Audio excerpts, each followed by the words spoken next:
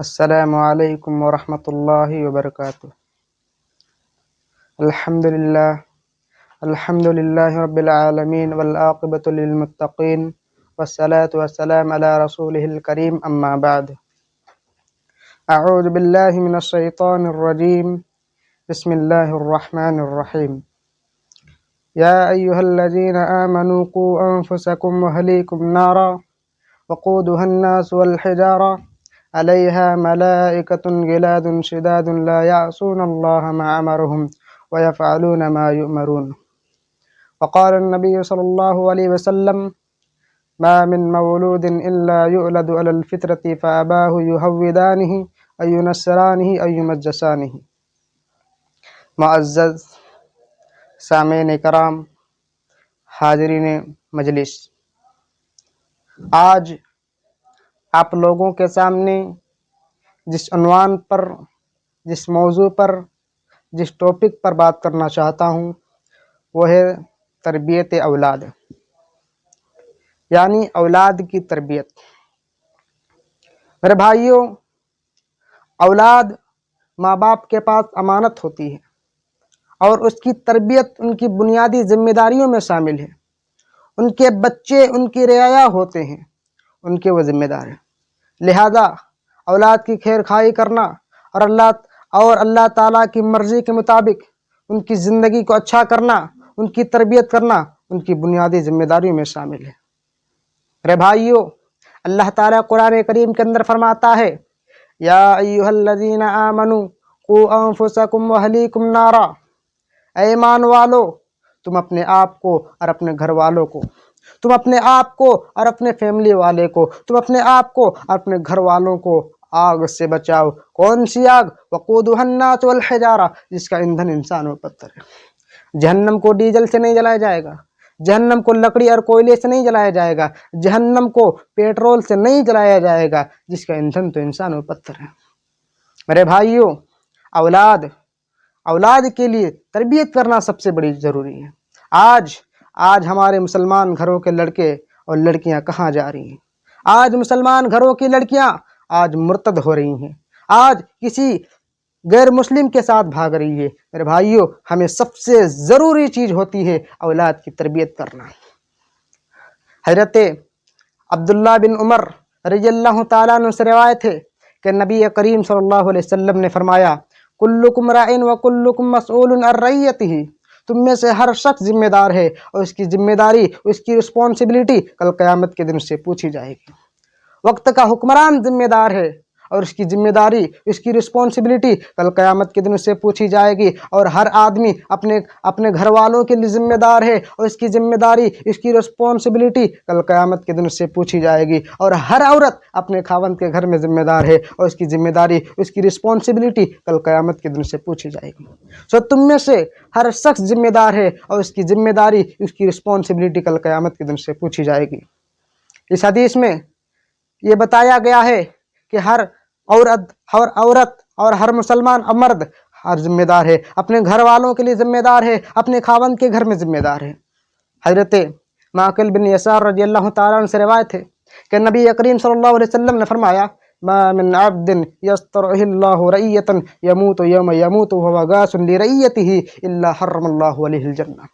جس شخص کو اللہ تعالیٰ ذمہ دار اور نگراں بناتا ہے، پھر وہ آخری دم تک اپنی رعیت سے دھوکہ کرتا رہتا ہے، اپنی رعیت سے دھوکہ کرتا رہتا ہے، تو الا حرم اللہ علیہ الجنہ، تو اللہ تعالیٰ اس پر جنت کو حرام کر دیتا ہے۔ اس حدیث میں یہ بتایا گیا ہے کہ اس حدیث میں ہر ذمہ دار کو یہ تنبیہ کی گئی ہے اور اسے یاد دلایا گیا ہے کہ اپنی ذمہ داری کو دیانتداری اور امانت کے ساتھ نبھائے، ورنہ اگر اس کی موت اپنے ماتحت لوگوں کے ساتھ دھوکہ کرتے ہوئے آ گئی تو جنت میں داخل نہیں ہو سکے گا، جنت میں داخل نہیں ہو سکے گا، کیونکہ والدین اپنے اولاد کی ذمہ دار اولاد کے لیے ذمہ دار ہوتے ہیں اور ان کی تربیت کرنا ان کی بہت ہی ضروری امپورٹنٹ چیز ہوتی ہے۔ میرے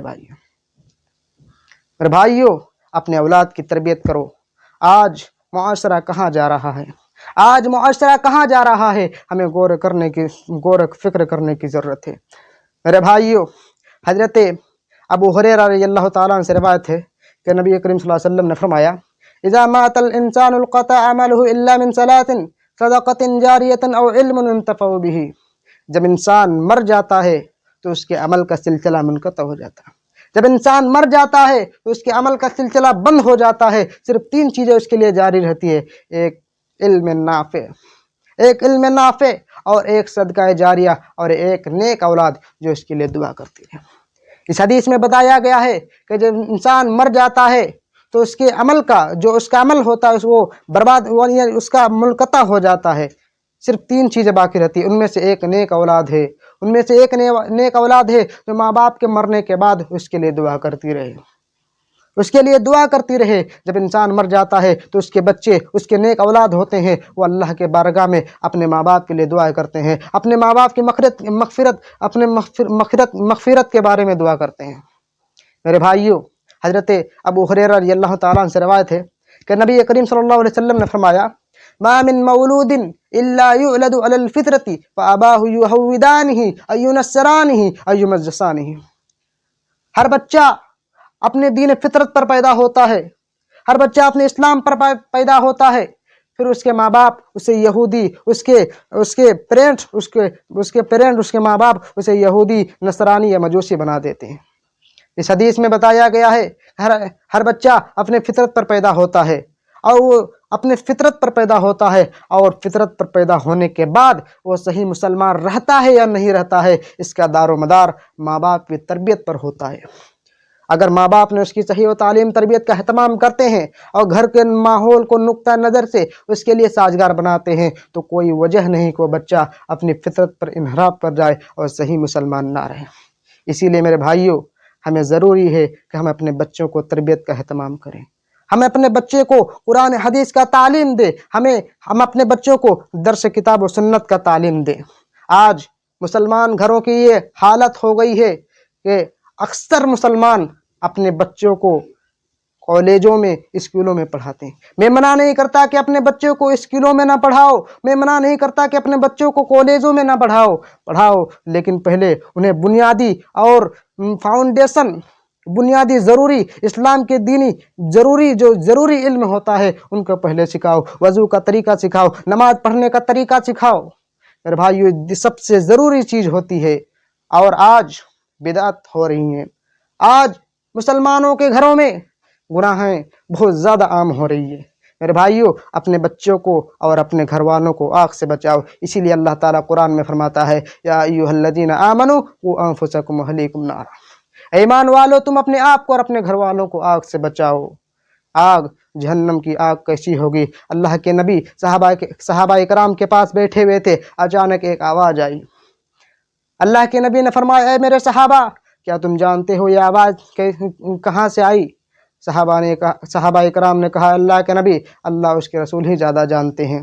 اللہ کے نبی نے فرمایا کہ جہنم میں 70,000 سال پہلے ایک پتھر پھینکا گیا تھا، آج وہ سب سے نچلی حصے پر پہنچا ہے. آج سب سے نچلی حصے پر پہنچا ہے، اسی کی پہنچنے کی آواز ہے. میرے بھائیوں، کتنی گہرائی ہے وہ جہنم. آج ہم لوگ اپنے بچے کو بہت فکر کرتے ہیں. اپنی دنیاوی معاملات میں تو ہم اپنے بچے کے لیے جو بھی بہت کچھ کر دیتے ہیں، لیکن دنیاوی اخروی معاملے میں بھی ہم بہت پیچھے رہتے ہیں. میرے بھائیوں، ہمیں ضرورت اس بات کی ہے کہ ہم اپنے اولاد کی تربیت کریں، ہم یہ صحیح و تعلیم و تربیت کا اہتمام کریں، تبھی ہمارا بچہ کامیاب و فلاح پائے گا. میرے بھائیوں، آخر میں اللہ تعالیٰ سے دعا ہے کہ العالمین ہم تمام مسلمانوں کو اپنے اولاد کی تربیت کرنے کی توفیق عطا فرما. آمین. وما علینا الا البلاغ. السلام علیکم ورحمۃ اللہ وبرکاتہ.